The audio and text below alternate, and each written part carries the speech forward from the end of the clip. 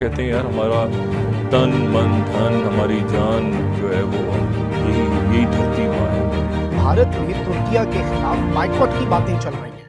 ये हो रहा है कि जी वहां पर आपने जाना नहीं है, आपने उस मुल्क के प्रोडक्ट्स को बाइकॉट करना है। सिचुएशन कुंडी न खड़का सोने।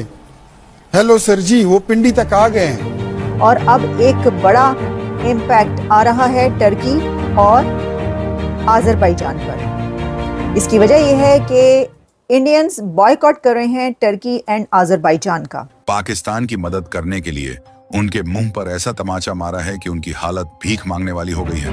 और इस समय पूरे भारत में बॉयकॉट तुर्की ट्रेंड चल रहा है। With bookings for Azerbaijan and Turkey decreasing by 60% while cancellations have surged by 250% during the same period. 26 नवंबर को गोलियां चलाने वाले 7 मई को डर गए।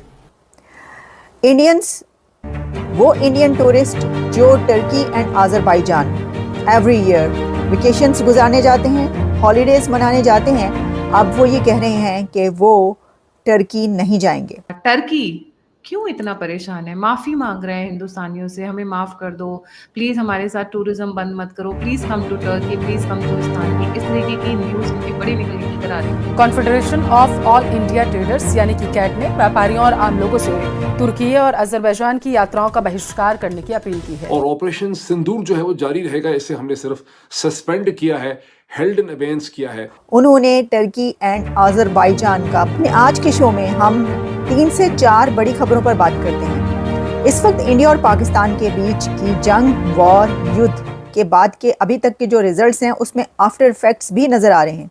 और अब एक बड़ा इम्पैक्ट आ रहा है टर्की और आज़रबाईजान पर। इसकी वजह यह है कि इंडियंस बॉयकॉट कर रहे हैं टर्की एंड आज़रबाईजान का।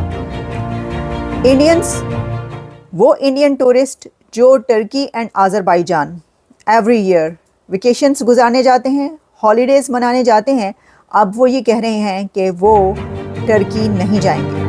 अब वो कह रहे हैं कि वो आज़रबाईजान नहीं जाएंगे। यानी अब इंडिया के वो लोग जो टर्की और आज़रबाईजान छुट्टियां मनाने जाया करते थे, उन्होंने टर्की एंड आज़रबाईजान का बॉयकॉट कर दिया है। और इसकी सबसे बड़ी रीज़न ये है कि टर्की और आज़रबाईजान ने पाकिस्तान का साथ दिया है इस वॉर के अंदर। 3 कंट्रीज थे जो कि पाकिस्तान के साथ खड़े नजर आए। पाकिस्तान की तरफ से, प्राइम मिनिस्टर की तरफ से जो बात कही जा रही थी वो तो 2 कंट्रीज का नाम ले रहे थे, जैसे कि आपको पता है। उन्होंने कहा चाइना और टर्की, लेकिन उसके बाद ये देखा गया कि तुर्किया और आज़रबाईजान और चाइना पाकिस्तान के साथ खड़े नजर आए। अब इंडियंस का एक स्टैंस ये है कि जब तुर्की में ज़ल्ज़ला आया तो टर्की के अर्थक्वेक में इंडियंस ने बहुत ज़्यादा एड भेजी टर्की में। यानी इंडियंस ने टर्की की बहुत मदद की थी जब अर्थक्वेक आया था। और सब ने बात की थी। वैसे तो देखें, भारत की तरफ से एड पूरी दुनिया में बहुत ज़्यादा जाती है और उसको तो कहा जाता है ना कि इंडिया दुनिया की फार्मेसी है। तो ख़ास तौर पर जो मेडिकल एड होती है वो बहुत जाती है। जिस तरह हमने देखा कि जब इंडिया के प्राइम मिनिस्टर नरेंद्र मोदी साहब यूक्रेन गए, वहाँ पर वो ऐसा पूरा एक चलता फिरता हॉस्पिटल लेकर गए थे जो वहाँ पे उन्होंने डोनेट किए। पूरा उनको वो सिस्टम बना के दिया गया था और वो वहाँ पर डोनेट किया। तो ये तो है कि एड तो बहुत जाती है इंडिया से दूसरे कंट्रीज़ को। लेकिन अब टर्की क्योंकि एक इस्लामिक कंट्री है और उसका वैसे तो स्टैंड देखे तो हमेशा से पाकिस्तान के साथ ही स्टैंड है ना, लेकिन वो ट्रेड भी चाहता है भारत से।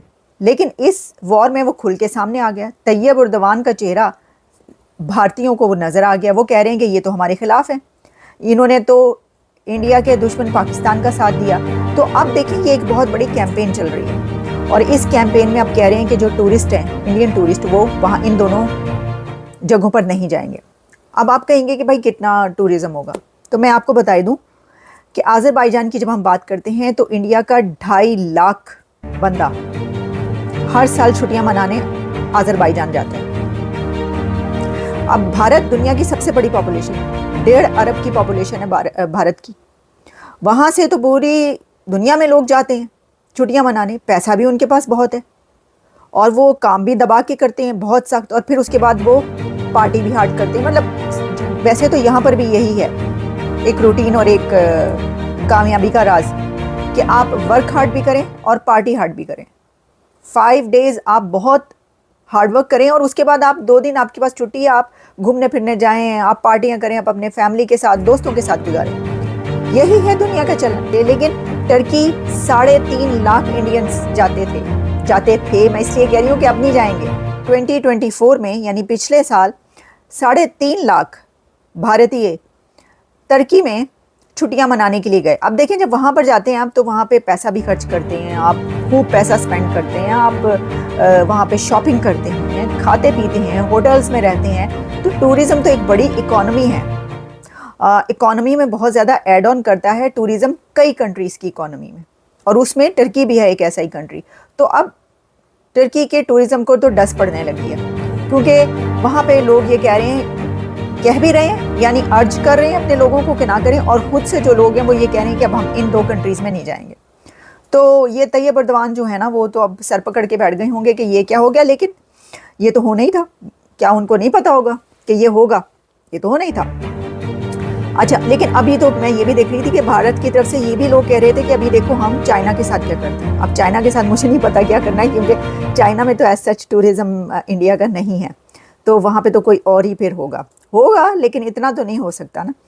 अच्छा जी, अब हम बढ़ते हैं दूसरी खबर की तरफ। देखिए, पाकिस्तान तो इसमें बहुत खुश होगा, यानी इसके तुर्की और उसके बाइकॉट में तो खुश नहीं होगा, लेकिन इस बात पर तो खुश है कि तुर्की ने जो है वो साथ दिया। वैसे तो पहले से ही पता था कि हम पहले कहते हैं, आपको पता है कि तैयब अर्दवान तो जो हैं वो मुस्लिम उम्मा का एक बहुत बड़ा लीडर बनना चाहते हैं, और उन्हें पता है कि वो अगर साथ नहीं देंगे तो फिर वो कैसे मुस्लिम उम्मा का लीडर बन पाएंगे। और वैसे भी वो इंडिया से ट्रेड तो चाहते हैं, लेकिन उनके रिलेशन जो हैं कोई ऐसा इतने बेहतर नहीं रहे भारत से, तो वो उन्होंने यही करना था। लेकिन पाकिस्तान के लिए बड़ी खुशी की बात है कि टर्की उनके साथ खड़ा हो गया। बल्कि मैं तो ये कहती हूँ, ये खुशी की बात नहीं होनी चाहिए, पाकिस्तान के लिए ये गम की बात होनी चाहिए कि सऊदी अरेबिया, यूएई, कतर और कितने इस्लामिक कंट्रीज़, उन्होंने क्यों नहीं साथ दिया, वो क्यों नहीं साथ मिलकर खड़े हुए।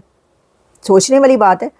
उन सब का स्टैंड नज़र आया है इंडिया की तरफ। कैसे? अगर वो पाकिस्तान की सपोर्ट में नहीं है तो वो किसकी सपोर्ट में है?